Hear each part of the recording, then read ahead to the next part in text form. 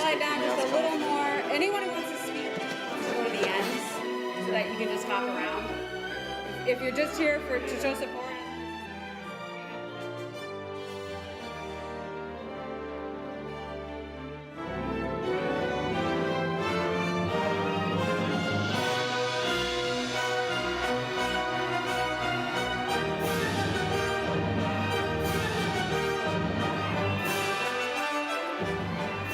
Tell me when.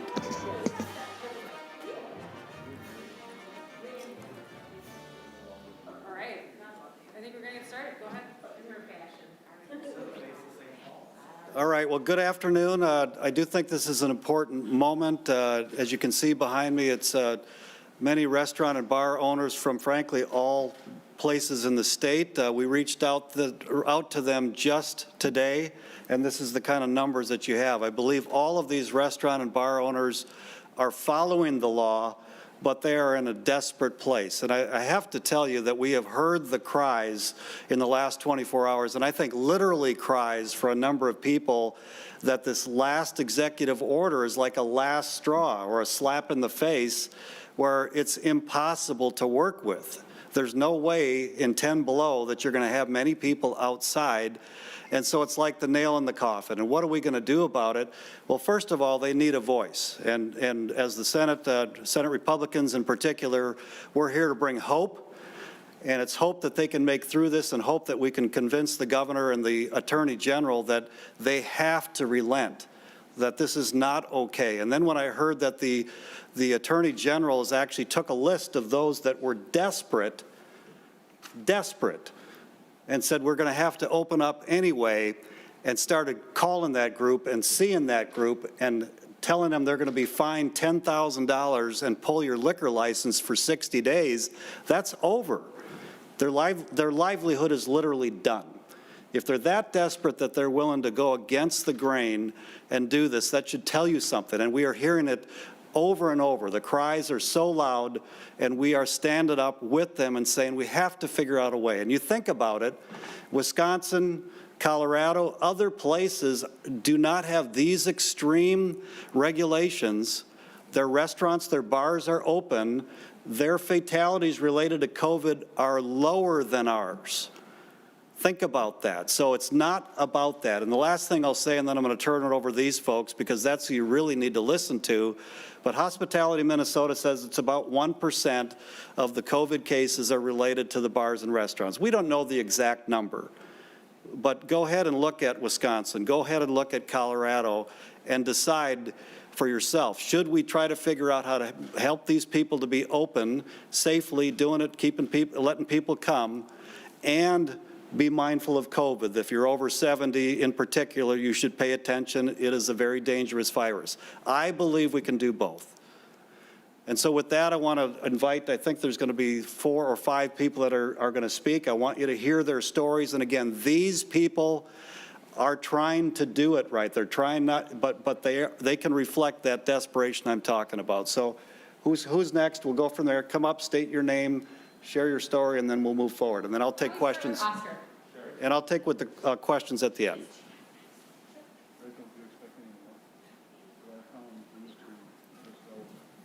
Well, thank you, everyone, and really appreciate the opportunity to speak up on, behalf of our restaurant and others as well. I would say it's been difficult to really adapt to this, new normal. It really is, and I own Lava Burgers and Wings in Owatonna. The first time around was difficult, and we made some adjustments, so that's a good thing.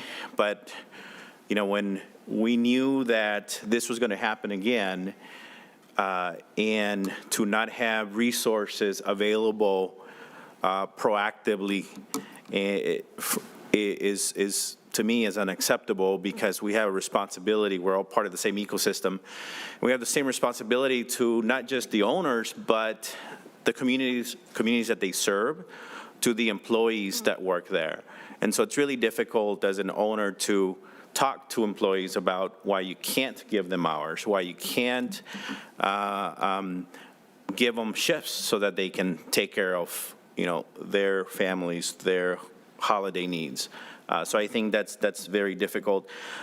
I know that even at the federal level, I saw an article about folks scrambling at the federal level to avoid a shutdown in the government, right? And to ensure that there's resources available. But, there's not that same approach that takes place at the state level, where why didn't we scramble?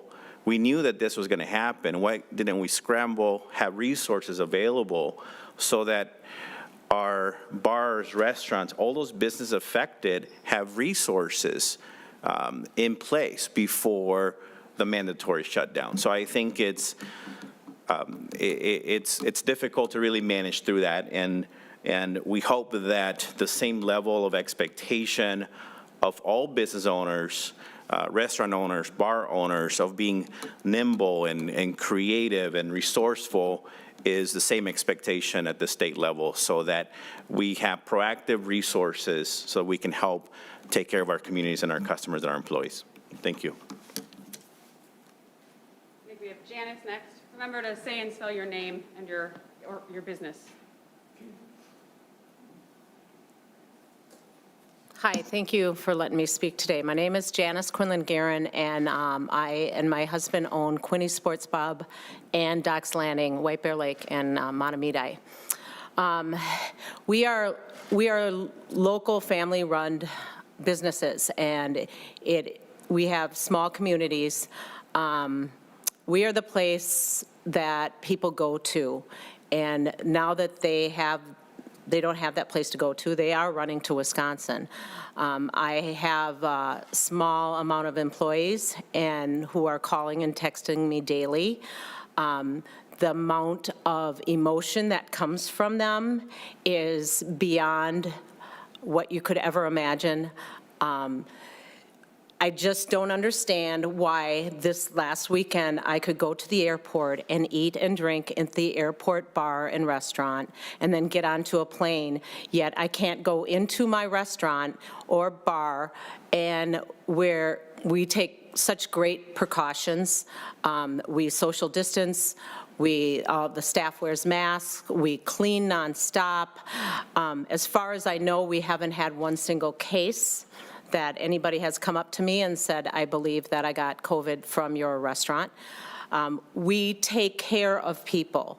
And at this level now, it is so crushing, and the other side of that is being a family-run business. My son is my manager, and to see him and what it has done to him emotionally is so difficult as a mother. And to hear the people come in to get takeout and to hear their stories of what they're going through as well is very hard on us. And it's not a good thing for a community. And we're Americans and we're tough, but this is doing a number on us. So I just want to thank you for letting me speak today. You want to go next?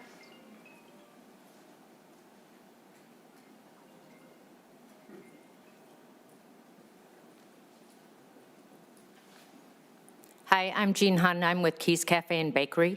We have 9 restaurants. We have 1 in Hudson, and we have 8 in the Twin Cities. Our restaurant in Hudson is open. It is really frustrating and difficult when we can't tell our employees here in Minnesota that they don't have any hours, they don't have any work, but they can go across 25 minutes across the way and get hours at our Hudson location, which is incredibly busy. What's really difficult is, like all of us restaurateurs have stated, is we have done everything you have asked. We have gone above and beyond. We have adjusted, we have punted, we have thrown down, you know, it's just everything you've asked, we do. We haven't complained, we've done it, and we keep getting through it. But at some point, it's exhausting. There's only so much, and like the woman prior to me, we're a family-owned restaurant. I have my kids working for me. And to tell our employees they just need to wait it out, we'll be okay, that's not the case. It's 2 weeks is fine, a month is fine. It's not even fine. Not when you have all these other businesses that are allowed to operate. They're allowed to have hundreds of people come in. There's no, the things that we have gone through, it is exhausting. And when it doesn't make sense, it doesn't make sense. And even this last, to extend it again to the 11th, I'm not a bar owner, but for those bar owners that are missing a whole nother weekend of revenue during their busiest time, there is zero thought. And telling us we can open up outside is just a slap in the face. It's like you're mocking us. So you need to help us. We're your second largest employer. You need to help us. Let us open up. We're not the super spreaders. We're not the spreaders at all. So let us open up. It's our right. Thank you for your time.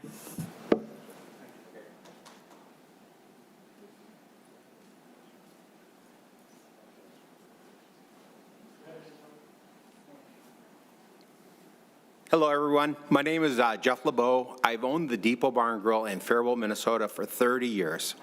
I bought it in 1991. I was 23 years old. And, you know, it wasn't easy when I did that back then, but I took the risk.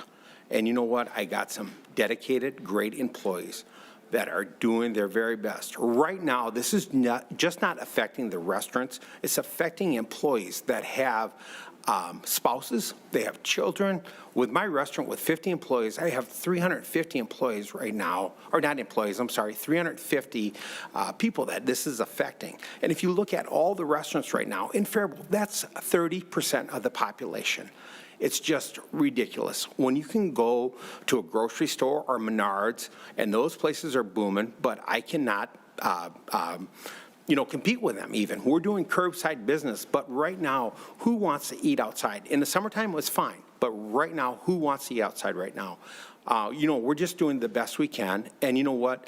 For me, I'll be okay for a while, not too much. I already took $250,000 out of my retirement, but right now, I'm committed to the community. I'm committed to my employees, because you know what? I don't want to disappoint my employees that have dedicated their lives of 20 plus years, maybe 10, maybe 5, coming in right now. And I got my employees calling me right now saying, Jeff, what can we do? They're willing to volunteer. They're willing to come in and do whatever they can. But again, this is just a ridiculous mandate that they're doing right now. You know what? treat everybody equal.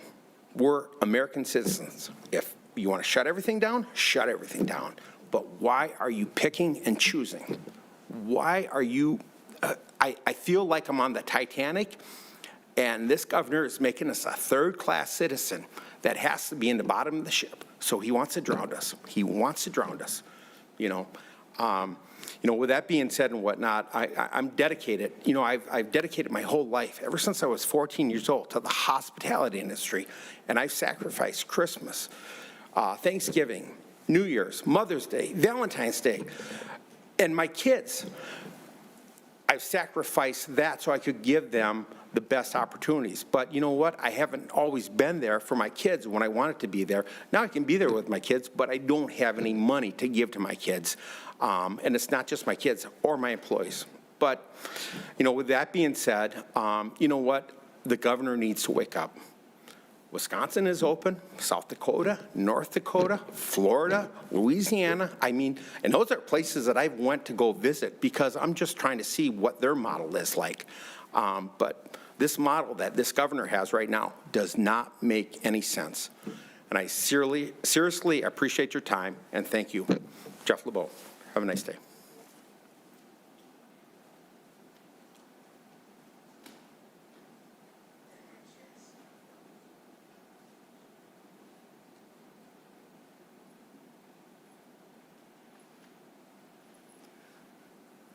How you guys doing today? My name is Leonard Morris. I own a bar in Coon Rapids, Minnesota. It's called Leonard's Bar and Grill.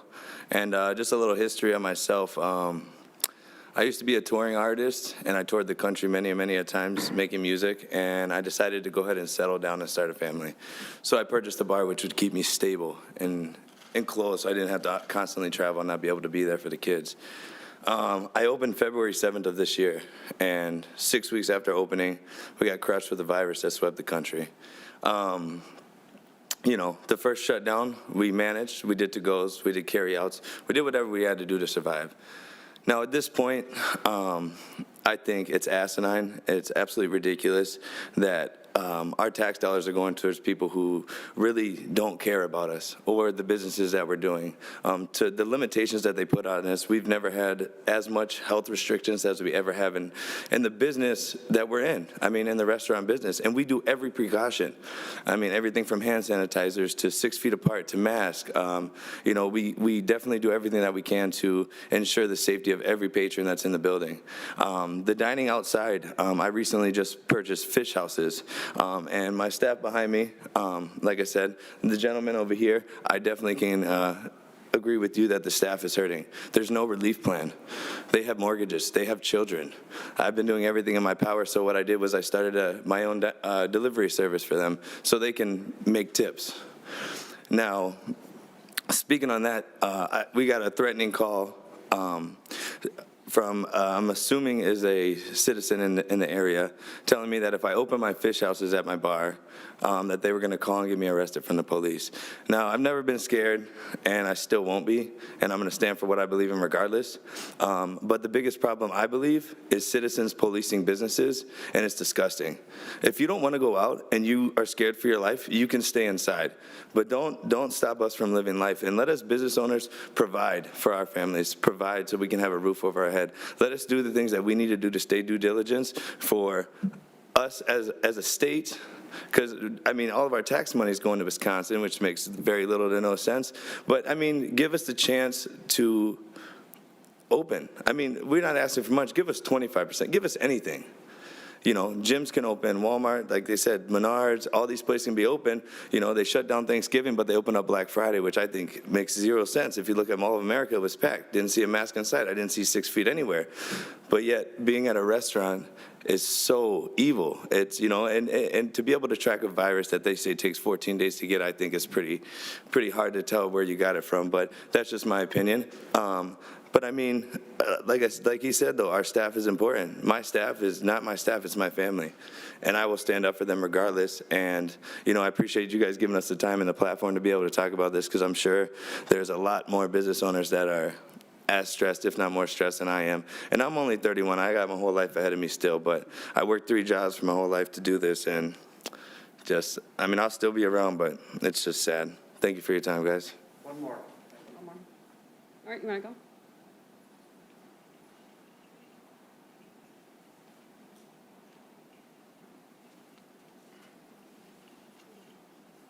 Hi, Nort, that's N-O-R-T Johnson. I'm the president of the Faribault Area Chamber of Commerce. I want to reiterate one thing. You shared that the restaurants that have a desperation within them enough to put everything at risk and open up. I don't think anybody condones necessarily the wildness of what happened, but we need to listen to the message of the desperateness of these businesses that are all here and have shared their stories that they may not make it. They're barely making it now. We're drawing on our life savings and our retirements to keep businesses open. This is what you've heard. You know what I did not hear? I didn't hear anybody here asking for a handout. I didn't hear anybody here saying, come and do my work for me. What I heard was, let us do our jobs. Let us earn our money. Let us pay our employees. Let us serve our communities and our customers. Now, I have one thing also I want to share. As the Chamber of Commerce and Tourism and visiting with a half a dozen restaurants in my town this morning, the things that are very apparent are not just those things that I've shared right now, but I also regained and kept and restored any confidence that we should all have in our business owners to do their business. Don't hand them plans and guidelines that in no way, shape, or form can turn into a bottom line. I agree. I heard it earlier. That's an insult. Let these people manage their businesses. Give them the appropriate guidelines, which they have had for months. We all understand distancing, masks, and sanitizers. These are anchor businesses in every community. It's where people gather. It's where people feed themselves. It's where they celebrate. We need them.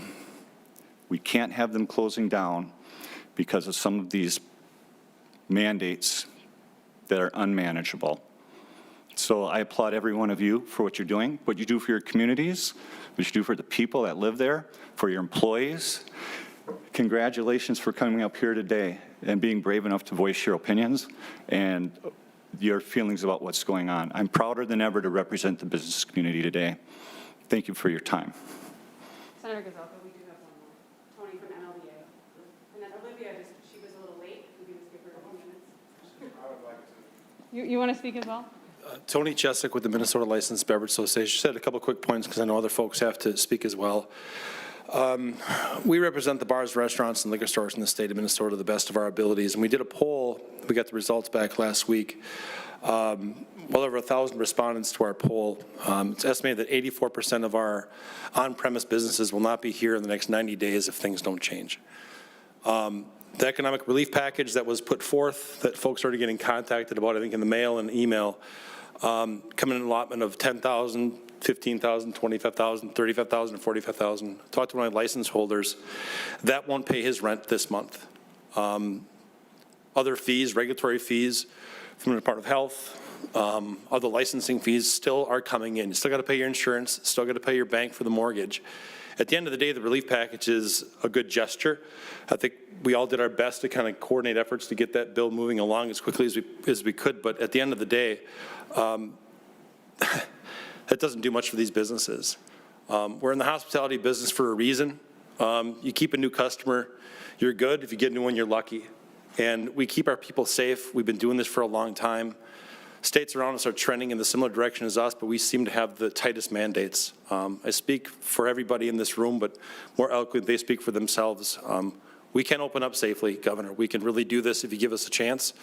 Don't hold back. These people want to do the right thing, and the staff needs you to. Thank you. Thanks.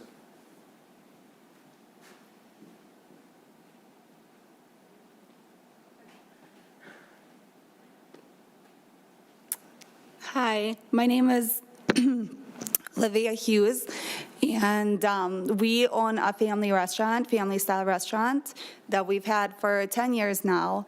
And I came here to speak on Beyond for ourselves and also everybody else that could not be here today that wished to give a chance to state how this is really affecting everybody. And this is supposed to be America, the land of the dreams, and I just think that our dreams in the restaurant industry, this is our lives, this is our dreams that we put all of our everything into, and that's being taken away and shut down. And it's not fair to us and everybody here of every generation and race, and we just want to stick together, get together, and just unite and say, give us the chance to live our dream and to be open and to be amongst the community as everybody else in this industries that are open, the stores, the merchandise. If they can be out and about in the public, why can they not come into a restaurant and sit down, 50% capacity, 25, but come have a meal at a restaurant and be out and about and have a conversation instead of being depressed at home? They can come out. It's a big thing for a lot of people to be able to come out of their house and come out and sit down and have a dinner and have a conversation, meet a new friend. That's a big thing. And I just don't I don't think that it's realized the importance of how much it's worth to come out and have that as an option instead of just being out in the public and getting your groceries, but how much the restaurant industry means to a lot of people, not just us as business owners, but our employees, our families, the friends, and the customers that come in there for their livelihood. It does a lot of good for them also. So we're just saying, please give us a chance to be a part of everybody else and give us a chance to live out our dreams that we have all put into and live out what we came here to do, and just give us a fair chance, please, to be amongst everybody else. Thank you. Probably our last one before Senator Gazelka, you can close and take questions. Hello, thank you. My name is David Sutta, owner of Mallard Restaurant. We opened a location in Inver Grove on March the 3rd, which was awesome this year because 2 weeks later we had to shut down. We weren't open long enough to get any financial aid because we had no history, so we've had to survive on our own all summer long. We also have a restaurant in Forest Lake. I think the most frustrating thing for me is to try to explain to my staff why they can't get hours, why they can't work during Christmas especially. The governor talks about the science behind this, and I fail to see the science or the facts behind the reason why people can't eat at restaurants, why my wife and I can't go out. There's been no proof that I've seen that it's shared between guests and our server staff. We've had a few people that had it, and it hasn't even spread. They've stayed home, they haven't got it, they've got it from being at home with someone. And I think the people that go out to restaurants, their family, their friends, and they're going to be at home together too. So it's kind of hard to prove the science that they got that at a restaurant. So if they're going to spend time together, why can't they spend time together at a restaurant and help support all the families and all the businesses around the Twin Cities and in the state of Minnesota? So it's very frustrating when we talk about science all the time, but there's really no proof and there's no science that they've shown us that it is restaurants. They keep saying how it's a small percentage, but if you take the super spreader events that are out of the bars that don't follow, with the 99% of us that do follow the rules, you take that out, it's probably not even enough percent to show up on a piece of paper. So it's very frustrating to try to explain that. So we're doing our best. We don't want handouts like everybody set up here, but we do expect that you follow through. And if you say you're going to help us 2 months down the road, really doesn't help us out a lot. Most of us small business restaurants don't have a lot of money in the bank. We're hoping for a great weekend in sales so we can meet our payroll. So some aid that happens 2 months down the road really doesn't help us that much. It really feels with the health department, like somebody said, that we have to spend thousands of dollars for a health department license of a business that we can't even operate. And then we're warned that if we don't pay it, then we can't operate next year. Same thing with our liquor license. We have to pay a liquor license for a business that we can't open, and we have to pay for a liquor license for next year for a business that we can't open. So the tax break for sales tax that you delayed for us in the spring, that you haven't done that. And it's just a governor's signature that lets the sales tax be delayed without penalties, but that's something that you still haven't done. So it is frustrating, but like all of these people up here, we will get through it. And in spite of all the things that happened, we will survive, because that's what we do. We're restaurants. So thank you. So a couple of comments, and then I'll take some questions. But why is the science in Wisconsin and the science in Colorado, in other places, why is the science there tell them that they can be open and that they can do it in a way that's safe and that their mortality rates related to COVID are less than Minnesota? And so you can't put the two together and say that we're going to close all these restaurants. And that is a message to the governor and all of these people here that have come really with a call about 3 hours ago. They came from all around the state. This is not a reflection of the many that were so desperate that they opened up. They said, we've got to open up. And like I said earlier, when I heard that the Attorney General then is fining people $10,000 and pulling their license for 60 days, I want to remind him that next year we set a 2-year budget and the legislative branch sets his budget. And we're going to look at how many $10,000 fines he inflicted on these people that were absolutely desperate. And I'm going to expect that to come out of his budget. This is that serious. We have to figure out a way to open these people up in a safe manner, following, you've heard him say they follow the guidelines, they're social distancing, they're washing their hands. If their employees are sick, they stay home, they're wearing the mask.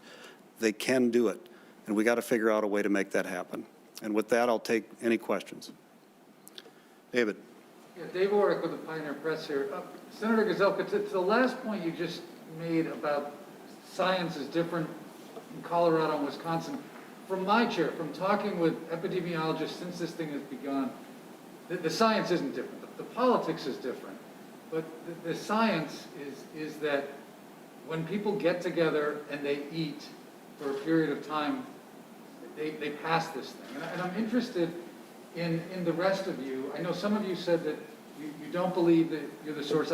Maybe if I get a show of hands, how many of you reject the premise that I just implied, which is that restaurants are a source of transmission and spread? It's almost all of you. What do we do about this, Senator? I mean, this is the bulk of the public health community and a good portion of hardworking business people who are disagreeing on basic facts. Well, I believe that we can find a way for restaurants and bars to be open in whatever capacity they can work with the governor instead of the governor forcing his mandates on them, and balance that against the COVID crisis, which I've mentioned is primarily people over 70 that are the most serious risk. I believe it's still under 100 people under age 50 in Minnesota have died of COVID. And so we know where the risk is, and they know where the risk is, and they know the things that they have to do to keep people safe. And I think they learned that early. And just like all the other businesses, the Targets, the Menards, the Home Depots, all the other businesses that are open and people are gathering in large numbers, they have a way they recognize that this is serious, but they feel like they can still function.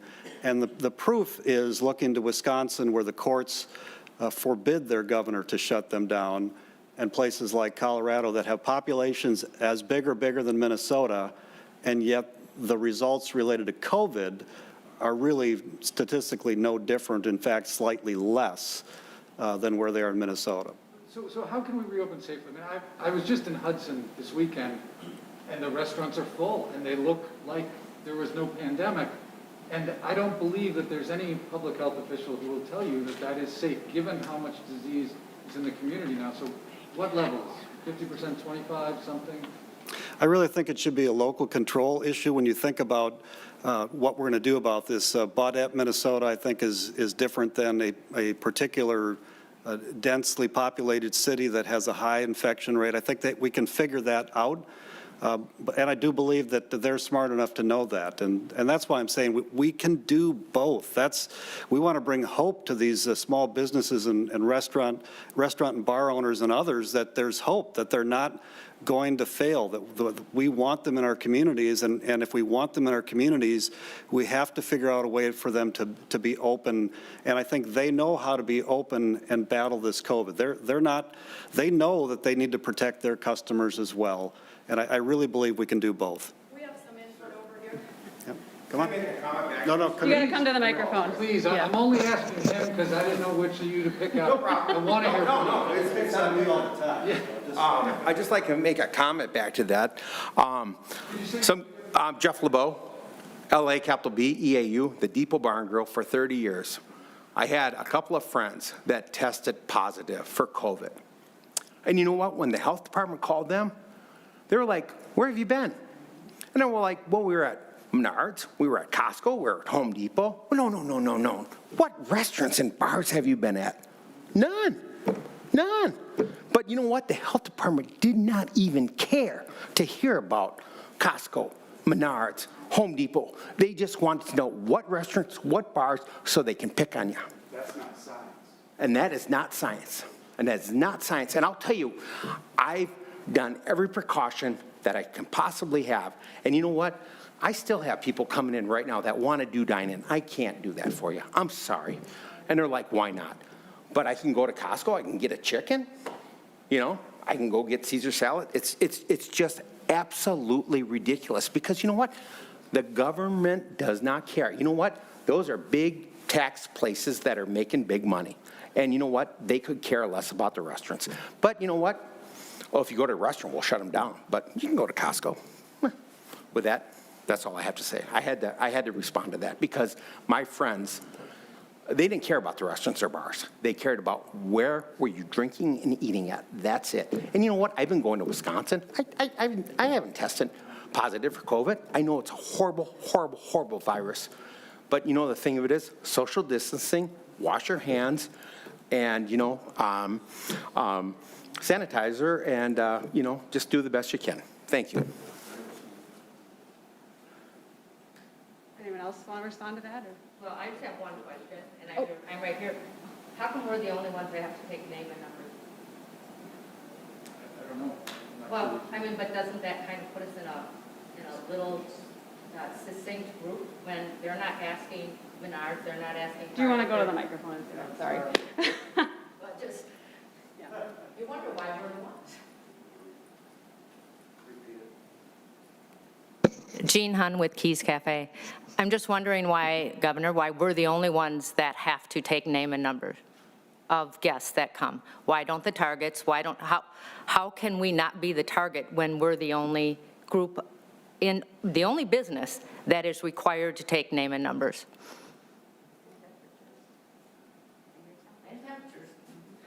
Senator Gazelka, I've got some other press questions that's been texted to me, and I'm going to try and do these.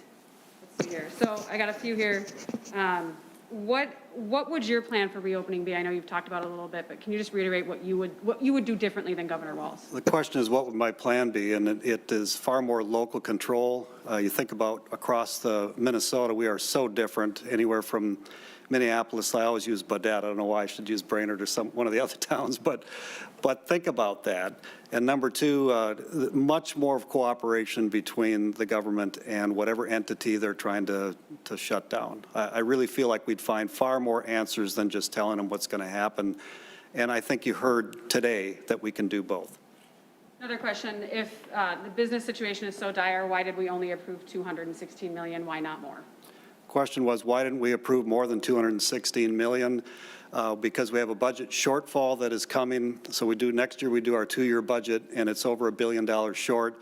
and yet we felt it was so urgent. And I have to be honest, I was very frustrated that I don't think it was a result of COVID. I think it was a result of the policies that our governor made related to COVID that we have these crises. And so we came together, and I think that's good news. There are places we have not come together, but providing that relief and then 13 weeks of unemployment, either from the state or from the federal government, were a big part of it. And I thought it was the least we could do, but somebody here said it's a good gesture. But frankly, if they can just do their business, that's the key. Right, and then how is your relationship with the governor right now, and what is your overall take on his approach the last 9 months? My relationship with the governor up to COVID, I think, was very productive. We actually passed a 2-year budget that was balanced, and he adopted our middle-class income tax reduction first in 20 years, and we did a host of things, and we did it together. Once he had emergency powers, that's where everything fell apart, because he was making all the decisions, and we could not stop or stand against those decisions. That's been incredibly frustrating. And so as we come into next year, now it's a 2-year budget, and we have to work together. And that's why I mentioned we hold the purse strings now. Last year we did not, and we want it to be better. I will tell you, working on the vaccine, getting that out, Trump really deserves the credit for that. They said it'd be a miracle if he got it out by the end of the year. That came to pass, but President Trump, Vice President Pence, the governor, and all 4 legislative leaders are working together on that. That's a good sign for Minnesota, frankly, that we're trying to find ways to work together. But when the governor makes a decision that I passionately disagree with, like this one, I have to stand up. When he said earlier that bars could open at 50, but churches could only have 10, I just said that there's no science that would justify that. And so it's in those situations where we lock heads, or lock horns, I guess that'd be more accurate. But my desire is that we figure out how to get on the same path together going forward. Okay, should the bars and restaurants that opened yesterday in defiance face any kind of sanction? And as a follow-up, do you believe the executive powers and authorities the executive orders are legitimate? So as far as the bars, I really think that there should be much less oversight of these businesses that are ready to fail because government and the governor shut them down. And that's why I said when the Attorney General actually gets the list and starts calling that list with the threats, I think that's the exact opposite approach. How do we help them survive? That's what we need to do. What was the second part? Do you believe that the executive orders are legitimate? Do they have authority? The executive orders do give the governor power, and most states have it, and I will tell you most legislative branches across the country are frustrated with this overreach of executive powers. And they worked, and they were really important in the very, very beginning when we needed masks and all of the beds and everything that we needed or felt we needed for this crisis. And the legislative branch gave the governor $500 million on a moment's notice. But after that, it shifted to a lot of other things that we disagreed with, and we had no way of stopping him.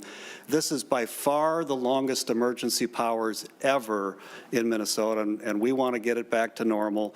I've always said I think the virus is serious, especially if you're over 70, but that doesn't mean that the governor has to have the emergency powers and make all the decisions by himself. Last one for Senator Gazelka, and then Tony, I have one that someone submitted for you too. Senator Gazelka, are you optimistic about the potential for federal assistance for the industry to pair with the state aid? I am hopeful that the federal government will work like our state government has. We're divided, and yet we've come together. I do believe there will be a package of around $1 billion. I'm overall hopeful that we can get through this, that we can help these businesses, that we can get our kids back in school. I think people are looking for hope. I really think that's what they want. And we have the ability to give it to them. We have the ability to get kids back in school so they can be learning again. We have the ability for these businesses to open up. We have the ability to work together, get that vaccine out so that we can open up. I mean, I want to open up quicker than the governor, but in the end, we got to open up.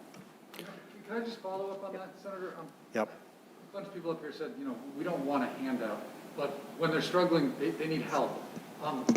How much are you pushing, and have you talked to the congressional delegation, specifically the Republicans, to say, get some money? Yeah, the question was, how much have I been pushing our federal delegates, our Congress people?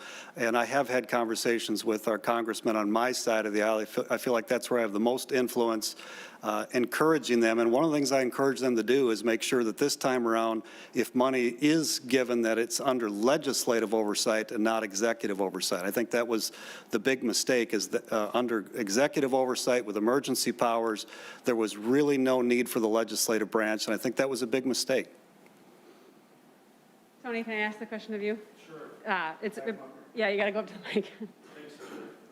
Brian Bax from NPR is wondering if your group supports the businesses that opened yesterday.